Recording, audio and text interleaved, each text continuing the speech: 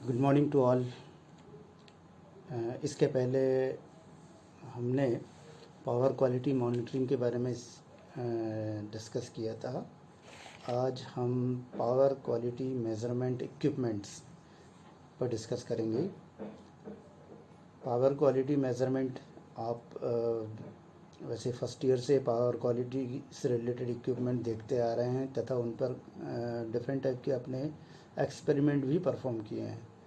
तो इसी को हम आगे बढ़ाते हुए देखेंगे कि पावर क्वालिटी मेज़र करने के लिए बेसिकली कौन कौन से इक्विपमेंट्स होते हैं। तो हम इनको सबसे पहले हम इनको दो कैटेगरी में डिवाइड कर लेते हैं कि एक ऐसे इक्विपमेंट जो कम टाइम वेरी शॉर्ट टाइम के लिए यूज़ होते हैं और दूसरे वो इक्विपमेंट जो लॉन्ग टाइम तक लाइन के डेटा को मेज़र करते हैं। तो इसमें दो कैटेगरी में, जैसे कम टाइम की जब हम बात करेंगे तो उसमें ट्रांजिएंट रिस्पांस की बात करेंगे कि ट्रांजिएंट रिस्पांस जैसे मेज़र करते हैं कम टाइम में, इसका टाइम ड्यूरेशन ही माइक्रो सेकेंड होता है। और लॉन्ग ड्यूरेशन वोल्टेज वेरिएशन के लिए हम कुछ घंटों तक या कुछ दिनों तक हम पावर की क्वालिटी को मेज़र करते हैं। अब जैसा कि हमें पता है कि पावर क्वालिटी को मेज़रमेंट में कई पैरामीटर में वेरिएशंस आते रहते हैं, जैसे वोल्टेज में आता है, करंट में आता है, पावर में आता है, फ्रिक्वेंसी में आता है। इन डेटाओं में वेरिएशन आता रहता है। तो इनको मेज़र करने के लिए हमें कई प्रकार के वैसे तो इक्विपमेंट है, बट बेसिकली जो इक्विपमेंट में आएंगे वो लिस्ट ये हमने पीपीटी में तैयार किया हुआ है। तो सबसे पहले हम ये देखिए, इसके बारे में डिटेल दिया हुआ है। तो बेसिक कैटेगरी ऑफ इक्विपमेंट में हम करेंगे बात, तो wiring and ground testing devices number 1 पे आती है। वायरिंग की प्रॉब्लम देखा जाए तो एंड यूज़र साइड में कई बार आती है। इसमें वायरिंग में कनेक्शन, पैनल बॉक्स में प्रॉब्लम में जो भी प्रॉब्लम आती है उनको हम मेज़र करते हैं।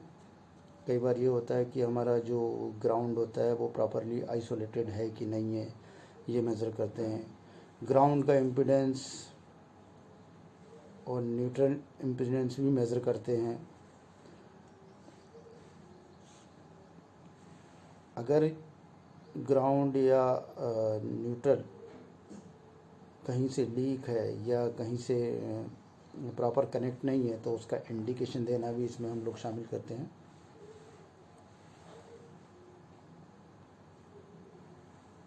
कई बार क्या होता है कि जब लूज़ कनेक्शन होते हैं तो हॉट स्पॉट बन जाता है, उसको भी ये डिटेक्ट करने के काम में आ जाता है। कई बार होता है कि न्यूट्रल और अर्थ का जो होता है वो रिवर्सल हो जाता है, तो वो भी बता देता है। फेज़ रोटेशन या और फेस टू फेस वोल्टेज भी फाइंड करते हैं। दूसरी कैटेगरी में हम देखेंगे कि मल्टीमीटर से आप अच्छी तरह से वाकिफ़ हैं।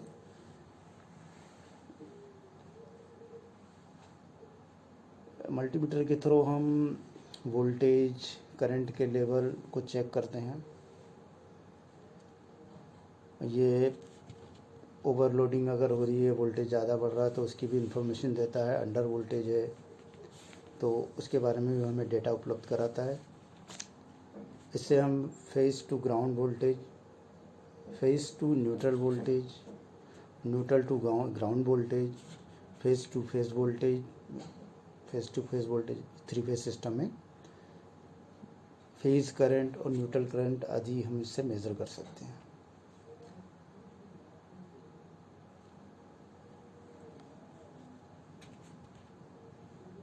ऑसिलोस्कोप से आप लोगों ने देखा ही होगा। इसकी मदद से हम रियल टाइम में जो भी है, रियल टाइम में भी सर्किट की क्या कंडीशन है, उसकी वेवफॉर्म क्या है, उसका वोल्टेज कितना है, एम्पलीट्यूड क्या है, वेवफॉर्म में अगर कोई डिस्टॉर्शन हो रही है किस टाइप की हो रही है, तो ये सारी इन्फॉर्मेशन हम ऑसिलोस्कोप से भी मेज़र करते हैं। डिस्टरबेंस एनालाइज़र से ये स्पेशली पावर क्वालिटी मेजरमेंट का ही इक्विपमेंट है। यह very short duration transient voltage से लेकर लॉन्ग ड्यूरेशन वोल्टेज वेरिएशन को किसी भी टाइम पीरियड के लिए रिकॉर्ड कर लेता है।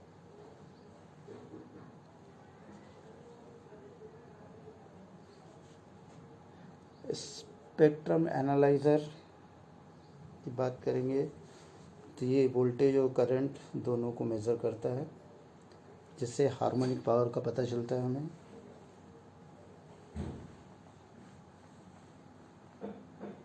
ये मैग्नीट्यूड और फेज एंगल दोनों को मेज़र कर लेता है, किसी भी हार्मोनिक कंपोनेंट का ये मेज़र कर सकता है।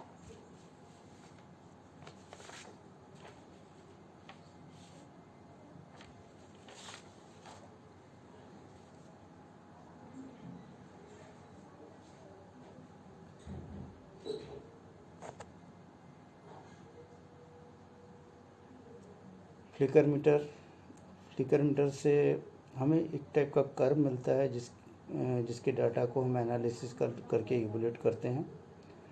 इसमें हमें लेवल ऑफ द वोल्टेज यानी कि फ्लिकर का जो भी लेवल ऑफ वोल्टेज है वो हम पता कर सकते हैं।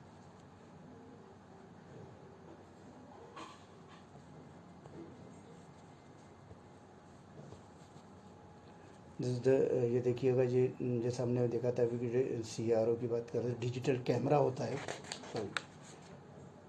डिजिटल जो कैमराज होता है, हमें सिग्नल की वेव फॉर्म, उसका RMS वोल्टेज का डेटा फ़ोटो के फॉर्म में हमें मिलता है। कैमरे की मदद से हम ले सकते हैं। इसमें हम किसी भी इक्विपमेंट, मान लीजिए दूर डिस्टेंस पे लगा हुआ है, तो हम उसकी name plate, type of equipment कौन सा है, मोटर है, ट्रांसफार्मर है, को हम देख सकते हैं। सब स्टेशन के अंदर स्विच गियर अरेंजमेंट कैसा है, लाइटनिंग अरेस्टर की पोजीशन क्या है, ये भी हम कैमरास की मदद से, डिजिटल कैमरास की मदद से हम देख सकते हैं। और वो तो ठीक है, लेकिन उसके साथ में उसका जो भी रियल टाइम डेटा है, उसकी इमेज भी हमें मिल जाती है और उसका हम एनालिसिस भी कर सकते हैं।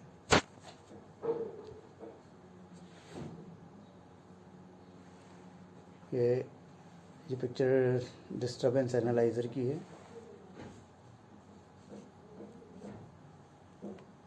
जैसे कि हमने अभी थोड़ी देर पहले बात की थी कि ये शॉर्ट ड्यूरेशन ट्रांजिएंट वोल्टेज से लेकर लॉन्ग ड्यूरेशन वोल्टेज वेरिएशन को मेज़र कर लेता है, किसी भी पर्टिकुलर टाइम के लिए मेज़र कर लेता है। ये हमें इस टाइप की हमें वेवफॉर्म मिलती है, जिसका हम एनालिसिस करके भी देख सकते हैं कि कहाँ पर हार्मोनिक्स का कंटेंट ज़्यादा आ रहा है और कितने परसेंटेज में, कितने देर के लिए और कितने मैग्नीट्यूड का है। ये इमेज आप देख रहे हैं combination disturbance of harmonic analyser की।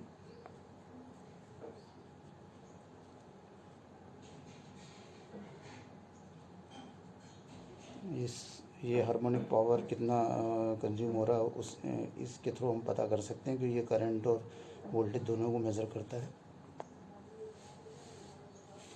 ये फ्लिकर मीटर है, ये इसकी वेवफॉर्म से आप देख रहे हैं कि जो फ्लिकर मीटर है वो किस टाइप से हमें रिकॉर्ड करके डेटा उपलब्ध कराता है।